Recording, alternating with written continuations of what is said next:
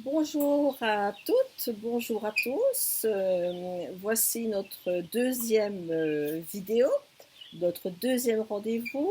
Merci de votre lecture à tous et à toutes et merci de vos questions. Donc je voudrais commencer tout d'abord par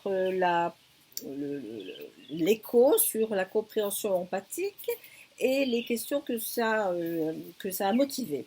Je vais prendre quelques temps pour répondre à cet aspect. Alors, beaucoup ont été très intéressés, merci encore. Et puis, il y a quelques questions que je voudrais reprendre comme ça, un peu, entre guillemets, en direct avec vous. Alors, euh, quelqu'un a dit que c'est comment on sait qu'on est arrivé à la qualité empathique. Je voudrais redire ce que j'ai dit, me semble-t-il, dans la vidéo. On n'y arrive jamais, hein, c'est-à-dire jamais vraiment, hein. Et surtout, quand quelqu'un en face de vous vous dit ouais, ça va, je suis content, je suis empathique, ça n'est pas du tout une réalité, hein, c'est-à-dire qu'on n'est jamais empathique, hein, c'est-à-dire on est dans le processus, on comprend un moment et puis on sait qu'il va falloir recommencer parce que le monde de l'autre est mouvant. Donc on, je dirais que la qualité empathique, tout comme notre être, sur lequel on va revenir tout à l'heure, est en perpétuel devenir parce que notre expérience, comme l'expérience de l'autre, est en perpétuel devenir. Voilà, donc par rapport à, cette, à cet aspect. Quelqu'un me dit on est ou on n'est pas empathique. Alors, je suis assez partagée sur cette affirmation. C'est pas que on est ou on n'est pas, c'est que on a certainement, et on l'a vu dans la première vidéo, on est certainement d'une certaine façon euh, par notre éducation, par notre apprentissage, nous avons eu le sentiment que la qualité empathique était importante, donc, et nous l'avons vécu pour nous-mêmes, comme on le disait aussi. Donc nous avons cet aspect-là de nous-mêmes qui se sollicite assez vite. Nous ne pouvons pas dire on l'est pas, hein. Alors, il y a une pathologie qui n'est pas empathique, c'est bien sûr l'autisme, hein, qui souffre très fort de cette qualité-là. Il n'est pas possible d'aller comprendre le monde de l'autre puisque l'autre est un effroi, hein.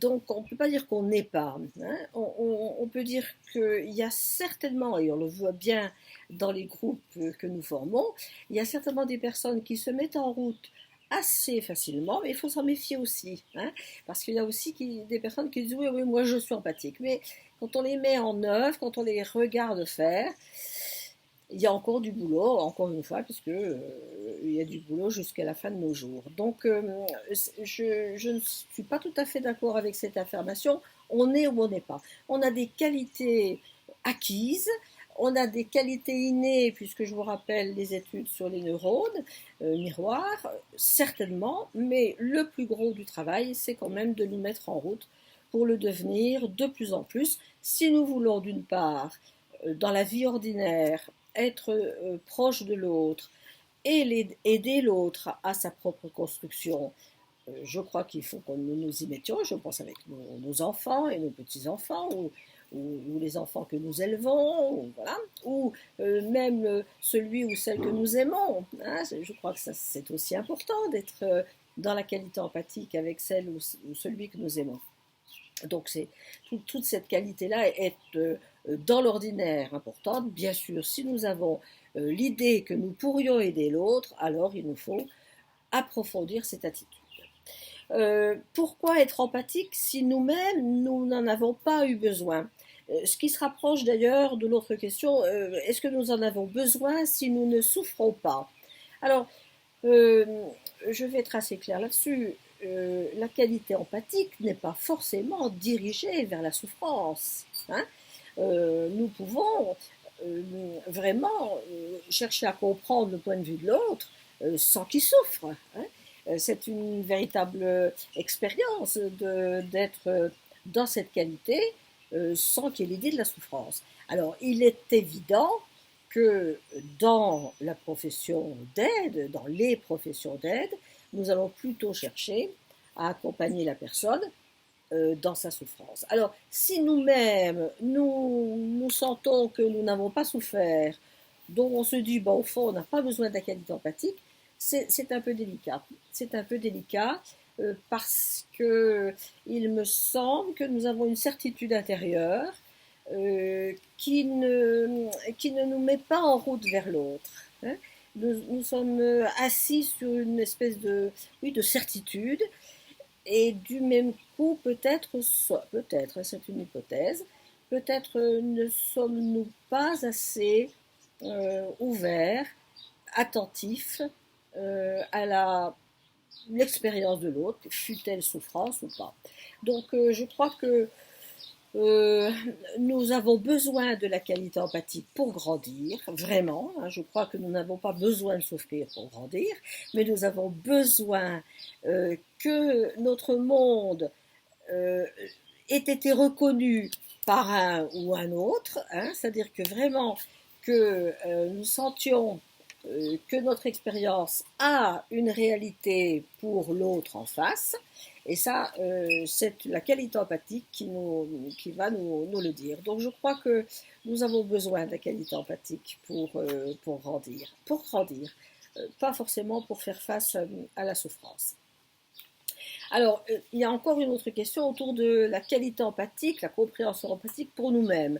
Alors, c'est une femme avec laquelle j'ai travaillé de l'équipe de Carl Rogers, Maria Bowen, qui en a parlé d'une façon assez intéressante, John Wood aussi, mais Maria Bowen plus particulièrement. Elle dit au fond que ces trois attitudes sur lesquelles on est en train de travailler, la compréhension empathique, congruence, et la prochaine fois nous allons voir l'accueil positif inconditionnel ou la considération positive inconditionnelle, eh bien, elle dit que c'est important de l'avoir aussi pour nous-mêmes.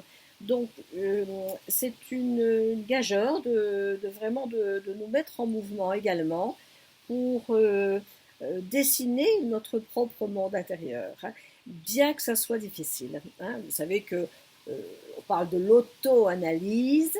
Moi, je pense vraiment qu'il nous faut le regard de l'autre pour nous atteindre nous-mêmes. Hein. Donc, nous avons à saisir un peu plus notre monde, bien sûr, avoir une qualité de compréhension envers notre monde.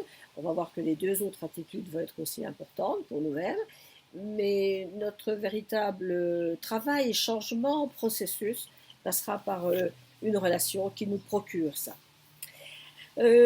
Voilà. Je pense que nous avons à peu près fait le tour sur la qualité empathique, la compréhension empathique.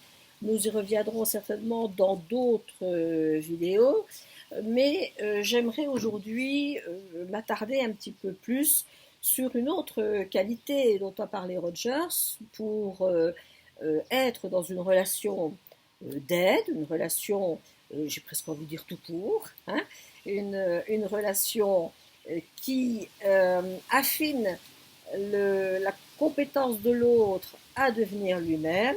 Cette deuxième attitude, c'est l'attitude dite de congruence ou d'authenticité. Alors là, c'est traduit d'ailleurs par être vrai, transparent. Vous avez beaucoup de traductions du texte anglais, mais c'est un concept assez difficile. Je vois parmi mes étudiants, beaucoup ont eu du mal à comprendre véritablement quel était ce concept et cette attitude, hein, beaucoup plus qu'un concept, c'est une attitude qui nous permet, on l'a vu tout à l'heure, je vous en ai parlé dans dans la première séquence, dans la première vidéo, pour nous approcher du monde de l'autre, il nous faut mieux nous connaître encore. Hein. Donc la qualité de congruence, d'authenticité va se tourner vers nous-mêmes. L'attitude de compréhension empathique se tourne vers l'autre, hein, c'est-à-dire que nous nous mettons au service de l'autre.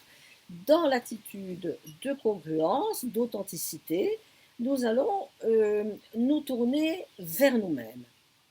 Alors, c'est toutes les qualités, bien sûr, d'introspection, de conscientisation de ce qui se passe à l'intérieur de nous, de la connaissance de soi, mais pas une connaissance qui est très dans le mode de la pensée, mais une connaissance elle aussi toujours en mouvement, hein, puisque chez Rogers, c'est vraiment un concept phare sur lequel nous reviendrons d'ici quelques vidéos. L'expérience immédiate est très mouvante, hein, nous ne pouvons pas la figer et dire voilà, ah, je suis congruent. Nous ne pouvons pas dire ah, je suis empathique. Nous ne pouvons pas dire ah, je suis congruent. J'ai enfin, j'y suis arrivé. Je peux m'installer et je suis ou je suis aidant. Ou... Ben non, parce que l'expérience de l'authenticité, de la congruence, est une expérience qui nous met en contact avec un concept très important chez Rogers, et chez d'autres d'ailleurs aussi, c'est la personne en devenir. Hein, c'est-à-dire que la personne que je suis, Elisabeth, bon, voilà, je n'ose pas dire que j'en ai fait le tour, mais j'en ai saisi quelques aspects, des plus lumineux, des plus sombres, des plus complexes, des plus contradictoires, des plus joyeux. Voilà, bon, je crois que j'ai un peu touché quelques touches de couleur de ma palette, de ce qui compose la personne que je suis. Mais je suis bien consciente qu'il y a beaucoup de zones encore qui n'ont pas été visitées chez moi. Hein. Donc, je suis la congruence, c'est la connaissance de toutes les palettes qui existent, et beaucoup plus que la congruence, nous allons voir, c'est aussi que nous montrons cette palette-là d'une certaine façon, que les autres perçoivent cette palette-là de la personne que je suis, mais aussi que les autres perçoivent aussi mes zones d'ombre, hein, que je soupçonne, mais dont je ne suis pas encore pleinement conscience, qui ne sont pas passées encore à l'étape de réalisation à l'intérieur de moi, ou, comme le disait Jung, dans l'actualisation de la personne que je suis pour devenir une personne, comme le disait Rogers. Donc, cette attitude travaille deux aspects. La première, je viens de le dire, l'aspect de la connaissance de soi, du travail sur soi-même, grâce aux autres, grâce au travail personnel ou au travail thérapeutique, grâce d'ailleurs aussi à la créativité, à la spiritualité. Enfin, il y a beaucoup de choses qui nous aident à nous rejoindre hein, dans notre noyau le plus vrai, on pourrait dire. Hein. Mais c'est aussi, le travail sur la congruence, c'est aussi est-ce qu'il y a un accord avec ce que nous vivons intérieurement, ce qui est présent à l'intérieur de nous, et ce que nous donnons à voir. Hein.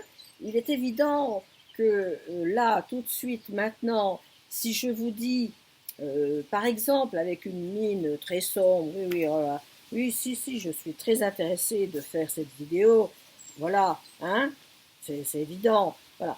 Vous allez tout de suite sentir qu'il y a quelque chose qui ne va pas chez moi. Hein. Vous allez tout de suite vous dire, mais dis donc, elle nous donne des signes assez contradictoires, Elisabeth. Hein. Elle dit qu'elle est contente, mais au fond, elle regarde ses genoux, elle regarde même plus la caméra. Elle est contente, mais elle ne sourit pas. Donc voilà, très rapidement, ce que pourrait être l'incongruence. Hein, c'est-à-dire, je donne à voir quelque chose de moi qui n'est pas tout à fait accordé avec ce que je ressens. Hein. Ce que je ressens, c'est peut-être, voilà, je me mets en route pour faire cette vidéo, mais au fond, je n'avais pas envie. Hein. Donc, je ferais mieux de vous le dire ça que de vous dire que je suis réjouie. Voilà. Donc, c'est un exemple. Hein. Je suis vraiment réjouie d'être avec vous. J'espère que vous le sentez. Voilà, donc l'incongruence, vous la vivez, je la vis. Hein, c'est bien sûr dans ces moments où on dit à l'autre quelque chose, mais c'est pas tout à fait ça qu'on aurait voulu lui dire. Hein. Et puis alors, bien sûr, arrivent ce qu'on appelle les projections, hein, c'est-à-dire que, bien sûr, on va dire à l'autre, mais tu ne m'as pas entendu. Mais l'autre ne peut pas vous entendre si vous donnez un message qui n'est pas clair. Hein. Ça, c'est pour la vie de tous les jours. Hein. Et bien sûr, En thérapie, on va le sentir en tant que thérapeute, on va sentir bien sûr là où la personne en est dans son développement en termes de congruence.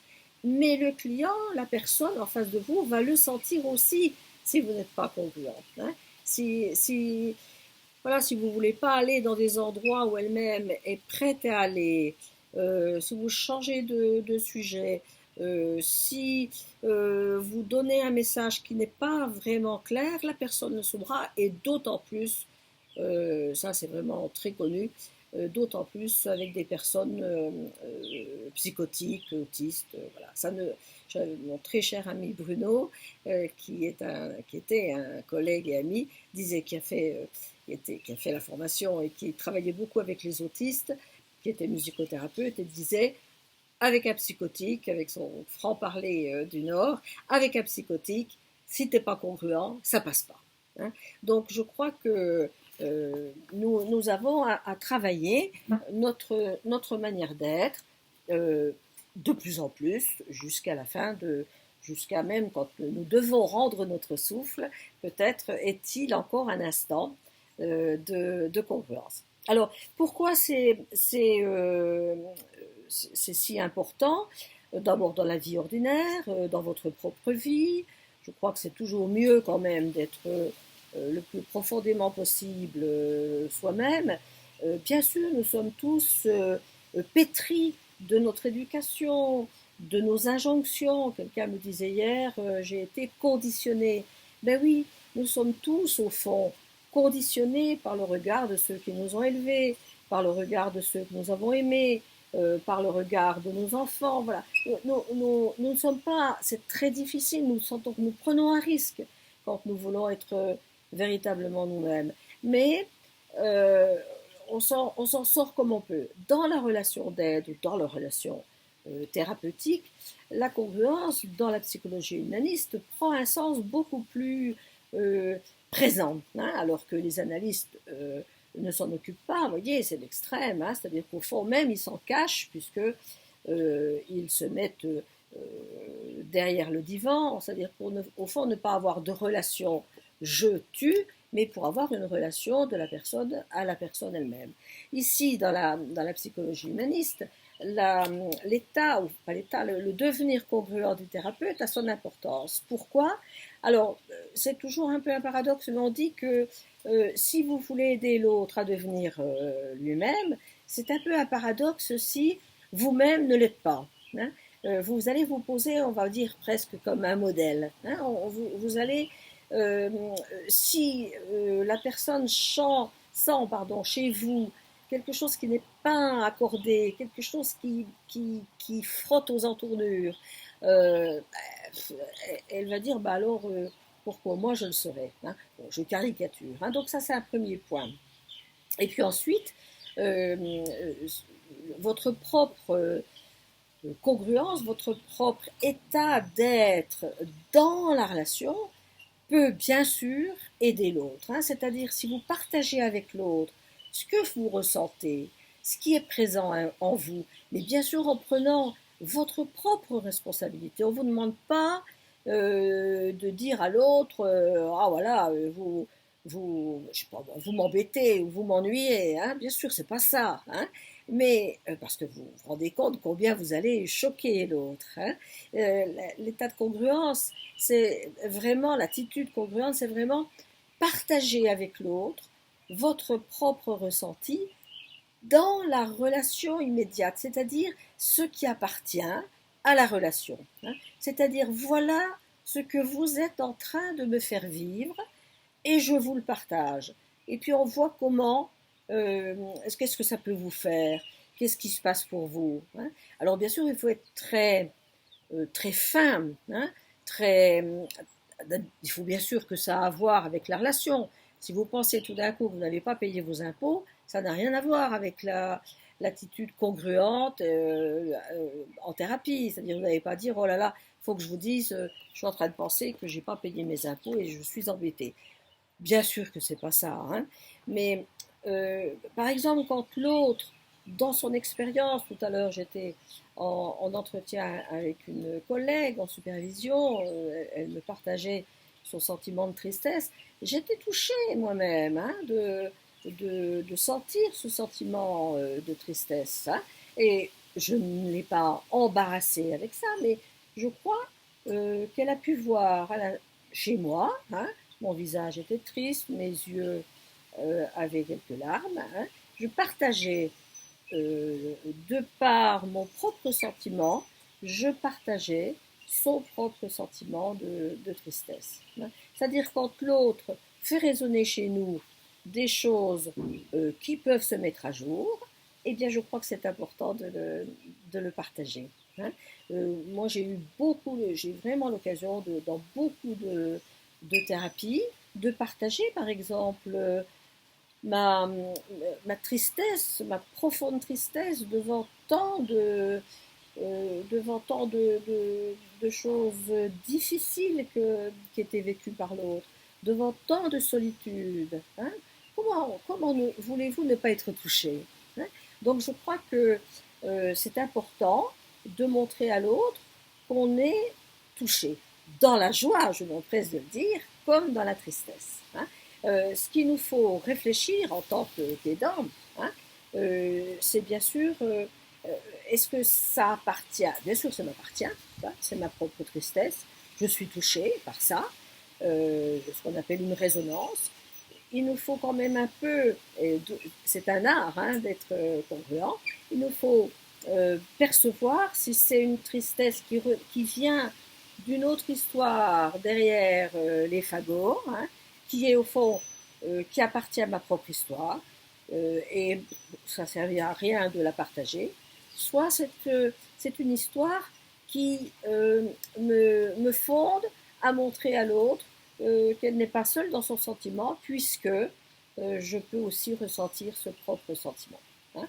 Donc la qualité congruente montre des aspects de moi, hein, c'est-à-dire que je peux montrer que je suis triste, je peux montrer que ce qui me construit aussi c'est l'humour, pour ceux et celles qui me connaissent, vous le savez.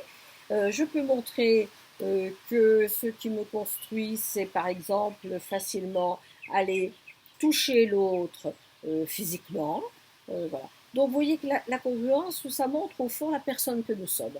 Il n'y a pas de modèle de congruence, hein, c'est-à-dire il faut pas être triste, joyeux, patati patala. Il faut montrer la personne que nous sommes. Hein. Je crois que le plus beau cadeau qu'on puisse me faire à la fin d'une thérapie, par exemple, c'est quand une personne, un client, une cliente me dit comme on me l'a déjà dit en fin de thérapie, quand on se dit au revoir, je voulais vous remercier pour vos qualités profondément humaines. Hein. Ça montre bien que j'ai pu montrer quelque chose de moi. Alors, encore une fois, hein, je sais aussi, et ceux et celles qui me connaissent le savent, que j'ai aussi mes travers, que j'ai mais dans la relation d'aide, on peut aussi montrer qu'on s'est trompé, par exemple. Vous savez, c'est pas complètement interdit de dire oui, ben là, je me suis trompée, j'en suis vraiment navrée. Hein. C'est ça être congruent, hein, dire vraiment oui, c'est vrai, ce que vous dites, si l'autre vous dit mais vous n'avez pas écouté, oui, c'est vrai, je réalise que quand vous m'avez parlé, je n'étais pas avec vous. Hein, voilà. Bon, ben ça, c'est être congruent. Beaucoup plus que dire mais si, je vous écoutais. Et, non, non, non, non, mais je vous écoutais. C'est très défensif, hein, c'est très réactif, et ça, c'est un peu embêtant. Voilà, les qualités de la congruence, c'est vraiment être vrai, être soi, se connaître, partager, euh, offrir à l'autre à la fois ce qui pourrait être nos qualités, et il se met à pleuvoir très fort, et j'espère que vous m'entendez. Donc voilà, c'est ça être vrai, hein, c'est pouvoir sentir qu'on peut continuer à parler dans une belle pluie tropicale. Bon, ceci dit, ça fait 24 minutes que je parle, donc on va arriver à la fin de cette petite vidéo. Donc, je vous invite à travailler ça. Je vous invite à travailler cela dans le jeu. Hein, c'est-à-dire, si vous voulez faire quelques exercices de congruence, laissez l'autre parler et puis dites ce que vous ressentez. Hein. Mais ce qui pourrait être intéressant, bien sûr, ce qu'on peut faire comme exercice, c'est commencer par reformuler. Tu dis que patati patati tatala et moi je ressens que. Hein. C'est-à-dire que c'est intéressant de voir quand même qu'on s'occupe de l'expérience de l'autre. Hein. Et ça, c'est fantastique avec ces petits-enfants. Je pense à ma merveilleuse petite fille Lucia ou tous mes autres petits-enfants. Mais c'est intéressant. Enfin, Lucia qui est adolescente, donc qui montre sa manière d'être, qui n'est pas toujours en accord avec ce que je pense. Hein. Mais je crois que je peux lui dire que je ne suis pas d'accord, mais ça on va le voir dans la prochaine vidéo. Mais je peux aussi lui dire ce que ça me fait moi. Hein. Et j'en prends la seule responsabilité. Hein. Je ne l'accuse pas d'être comme elle est, mais ça touche aussi mes propres limites et je crois que c'est important de pouvoir le dire. Voilà, mes chers amis, la conclusion de la congruence, je dirais, pas simple, complexe, en mouvement, fondamentale pour la relation d'aide centrée sur la personne, fondamentale même pour tout ce qui est de communication interpersonnelle. Pas facile, encore une fois, je crois qu'il y a, mais là aussi, c'est un point de vue très, très rapide. N'hésitez pas à me laisser des questions, je les reprendrai dans la prochaine vidéo. Voyez que ça introduit la prochaine vidéo, c'est celle de la considération positive inconditionnelle ou le regard positif inconditionnel, on trouve, ou l'accueil positif inconditionnel. Pourquoi? Parce que il nous faut être aussi très, très à l'écoute de ce qui se passe à l'intérieur de nous pour pouvoir accueillir la personne telle qu'elle est, avec tout ce qu'elle a à me dire, qui quelquefois n'est pas simple à écouter. Et c'est tout le défi, tout le challenge de l'accueil positif inconditionnel, mais qui est, et ça va être l'introduction de la conclusion de la prochaine vidéo, je crois que les trois attitudes vont marcher entre guillemets ensemble. Hein. Voilà, je me tiens à votre disposition. Je suis encore une fois très touchée de vos feedbacks. J'espère m'améliorer encore. Je vous souhaite, puisque c'est le 1er mai, j'ai pas de muguet sur l'île Maurice. Je vous ai mis une petite fleur blanche parce que j'avais pas beaucoup de fleurs blanches dans mon jardin. Mais je vous souhaite un bon 1er mai et puis de bons jours, confinés, déconfinés, vert, rouge, orange, mais de bonnes journées juste dans l'être que nous sommes tous. Merci de votre attention et à très bientôt.